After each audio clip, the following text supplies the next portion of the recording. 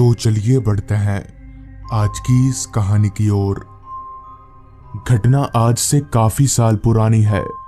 उस समय ना तो किसी के पास फोन हुआ करता था और ना ही लोग ज्यादा देर तक बाहर घूमा करते थे। इस घटना ने मेरे दिलो दिमाग पर एक ऐसी छाप छोड़ दी जिसे आज तक मैं निकाल नहीं सका और ना ही अपने जीते जी कभी निकाल पाऊंगा। दरअसल हुआ कुछ यूं था कि मैं अपने गांव अपने परिवार वालों के पास लगभग 3 सालों के बाद जा रहा था। तो इस बात से मैं इतना ज्यादा खुश था कि खुशी के मारे मुझसे कोई भी काम ठीक से हो नहीं पा रहा था। मेरे गांव के घर में मेरे मम्मी पापा, चाचा और दादा दादी रहते थे, जिनसे मिलने की खुशी मेरे लिए काफी ज्यादा थी। असल में मैं अपने गांव से काफी दूर शहर में हॉस्टल में रहकर पढ़ाई करता हूँ। खैर, गांव जाने की बस शाम के 4 बजे की है, जो मुझे रात के 10 बजे तक अपने गांव पहुंचा देगी, जिसके बाद मैं फटाफट से गांव जाने की तैयारी में लग गया। हालांकि अभी वक्त दोपहर के 12 बजे का हो रहा था, तो मेरे पास तैयारी करने के लिए अभी काफी वक्त था।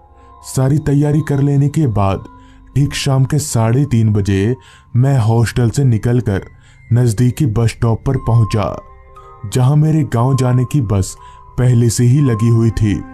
तो मैं बस में चढ़कर एक सीट पकड़कर बैठ गया। मैंने 2 दिन पहले ही चिट्ठी के माध्यम से घर पर बता दिया था कि आज मैं आने वाला हूं। खैर, बस में बैठने के आधा घंटा बाद यानी कि ठीक 4 बजे बस भी खुल गई, जिसके साथ साथ मैं और बस हम दोनों गांव की तरफ आगे बढ़ने लगे। मौसम ठंड का होने के कारण बस में मुसाफिरों की संख्या काफी कम थी। बस में सभी लोग अपनी अपनी खिड़कियां बंद करके बैठे हुए थे, ताकि बाहर चल रही ठंडी ठंडी हवाएं बस के अंदर ना आ सके। कुछ देर बस चलने के बाद ठंड का असर साफ साफ रास्ते पर दिखने लगा, क्योंकि अब रास्ता काफी सुनसान हो गया था। शाम के 7 बजे ही रात के 10 बजे की तरह मालूम पड़ने लगा था। खैर, अभी भी मुझे काफी लंबा सफर तय करना था, तो मैं चुपचाप बस में बैठा रहा।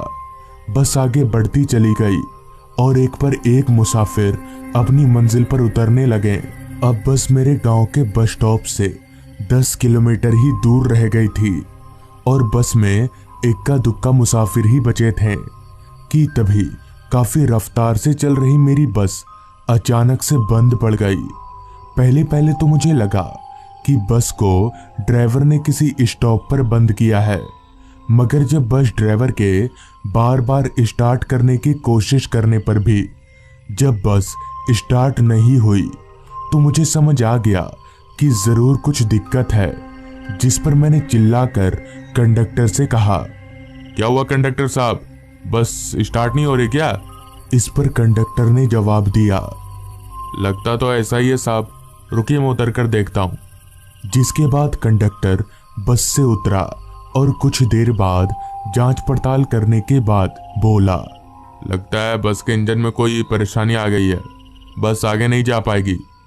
कंडक्टर के मुंह से ये सुनकर मैं एकदम से चिंता में पड़ गया कि अब मैं घर जाऊंगा तो जाऊंगा कैसे। अभी भी मेरा गांव यहां से 10 किलोमीटर दूर है।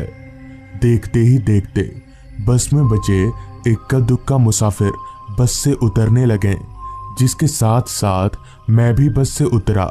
बस से उतरते ही जब मैंने अपनी निगाहें घड़ी की ओर घुमाई, तो वक्त हो रहा था रात के 9:45 बजे का। मुझे ठीक से रास्ता भी पता नहीं था कि मैं पैदल चला जाऊं, मगर मुझे इतना जरूर पता था कि मुझे आगे जाना है। तो मैं चलकर रास्ते पर आगे बढ़ने लगा। रात काफी हो गई थी, जिस कारण पूरा रास्ता सुनसान हो गया था। दूर दूर तक उस रास्ते पर मुझे मेरे अलावा और कोई इंसान तो दूर जानवर तलक भी दिखाई नहीं पड़ रहा था। रास्ता इतना वीरान था कि रास्ते के किनारे झाड़ियों से आ रही रात कीड़ों की आवाजें उस माहौल को और भी ज्यादा सुनसान बना रही थी। अंधेरे ने तो इस कदर उस रास्ते को घेर कर रखा था कि मानो ये रास्ता इस दुनिया में ही ना हो। अंधेरे के कारण आगे का रास्ता भी मुझे साफ साफ दिखाई नहीं पड़ रहा था। खैर, अभी मैं किसी तरह से आगे बढ़ ही रहा था कि तभी अचानक किसी ने पीछे से मेरे कंधे पर हाथ रखा। तो अपने कंधे पर किसी के हाथ को महसूस करके मैं एकदम से चौंक गया कि भला इतनी रात गए इस वीरान रास्ते पर कौन होगा। मैं झट से पीछे मुड़ा तो मैंने देखा कि मेरे पीछे एक आदमी खड़ा है। इस पर मैंने उस आदमी से कहा, क्या बात है भाई साहब? मेरे पूछते ही उस आदमी ने जवाब दिया, आप नीलपुर गांव जा रहे हैं ना? मैं भी उधर ही जा रहा हूँ। उस आदमी के मुंह से ये सुनकर मेरी चिंता कम हो गई। इस पर मैं उस आदमी से बोला, हाँ, मैं नीलपुर गांव ही जा रहा हूँ। जिसके बाद हम दोनों आपस में बात करते हुए आगे बढ़ने लगे। आगे बढ़ते वक्त मैंने उस आदमी से पूछा, आप नीलपुर गांव में कहाँ रहते हैं? तो इस पर उस आदमी ने जवाब दिया, मैं नीलपुर गांव में नहीं बल्कि नीलपुर गांव के काफी पहले एक शमशान में रहता हूँ। उस आदमी की ये बात मुझे काफी अजीब लगी कि भला कोई इंसान शमशान में कैसे रह सकता है। खैर, मैं उस बात पर उतना ध्यान ना देकर आगे बढ़ने लगा। आगे बढ़ते समय मैंने एक बात पर गौर किया कि वो आदमी कुछ अजीब ढंग से चल रहा था। वो आदमी काफी धीरे चलकर भी मुझसे बार बार आगे निकल जा रहा था। अभी हमने लगभग आधा सफर तय किया ही था कि वो आदमी रुक गया। तो उसे इस तरह अचानक रुकता हुआ देख मैंने उससे रुकने का कारण पूछा। तो उस आदमी ने कहा, मेरा शमशान आ गया भाई साहब, अब आगे का सफर आप अकेले ही तय करना। उस आदमी के इतना बोलते ही मैंने जब रास्ते के किनारे देखा तो हाँ, सच में रास्ते के किनारे एक शमशान था। जिसके बाद वो आदमी चलकर उस शमशान के अंदर जाने लगा। मुझे भी अब अकेले घर जाना था तो मैं समय जाया ना करके अकेले ही घर की तरफ आगे बढ़ने लगा। अभी मैं 2 कदम बढ़ा ही था कि तभी पता नहीं मुझे क्या हुआ, जो मेरा मन एक बार पीछे मुड़कर उस आदमी को देखना चाहा। तो मैं जैसे ही पीछे मुड़ा तो पीछे का नजारा देखकर मेरे होश उड़ गए, क्योंकि अब मेरे पीछे कोई नहीं था। तो आखिर वो आदमी इतनी जल्दी गया तो गया कहाँ। अब मुझे लगने लगा था कि जरूर दाल में कुछ काला है। जिसके बाद मैंने अपने चलने की रफ्तार काफी बढ़ा दी। ऐसे ही कुछ आगे जाने के बाद मुझे रास्ते पर एक आदमी खड़ा दिखा। तो मैं चलकर जब उस आदमी के थोड़ा करीब गया तो मैंने देखा कि वो आदमी कोई और नहीं बल्कि मेरे चाचा थे।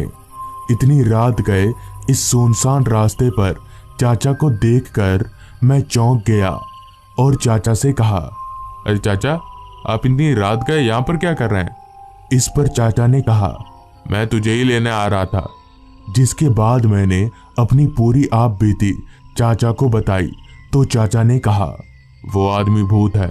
आज से कुछ दिनों पहले उस आदमी का इसी रास्ते पर एक्सीडेंट हो गया था। तब से हर रात उस आदमी की आत्मा भटकती रहती है। चाचा की ये बात सुनकर मेरा शरीर डर के मारे जोर जोर से कांपने लगा। मगर एक बात और मेरे जहन में खटकी कि चाचा को आखिर पता कैसे चला कि मैं पैदल आ रहा हूँ। इस पर मैंने अपने मन ही मन में कहा, अच्छा, घर जाकर चाचा से पूछ लूंगा आराम से। जिसके बाद मैं और चाचा घर की तरफ आगे बढ़ने लगे। कुछ दूर चलने के बाद हम अपने गांव वाले रास्ते पर पहुंचे। तो गांव वाले रास्ते पर आते ही चाचा ने कहा, सुधांशु, तू घर चल, मैं थोड़ा काम करके आता हूँ। इतना बोलकर चाचा दूसरे रास्ते पर चलते बने। जिसके बाद मैं चलता हुआ अपने घर के करीब पहुंचा। तो घर के करीब पहुंचते ही मैंने देखा कि 2-3 लोग मेरे घर के बाहर बैठे हुए हैं। मगर इतनी रात गए इतने लोग मेरे घर के बाहर क्या कर रहे हैं, ये सोचकर मैं हैरान हुआ और भागता हुआ घर के अंदर गया। तो घर के अंदर का नज़ारा देखकर मेरे हाथ पैर कांपने लगे, क्योंकि मेरे घर के अंदर एक अर्थी सजी हुई थी और उस अर्थी पर कोई और नहीं बल्कि मेरे चाचा लेटे हुए थे। फिर बाद में किसी से पूछने पर पता चला कि आज सुबह खेत में काम करते वक्त चाचा को किसी जहरीले सांप ने काट दिया, जिससे उनकी मौत हो गई।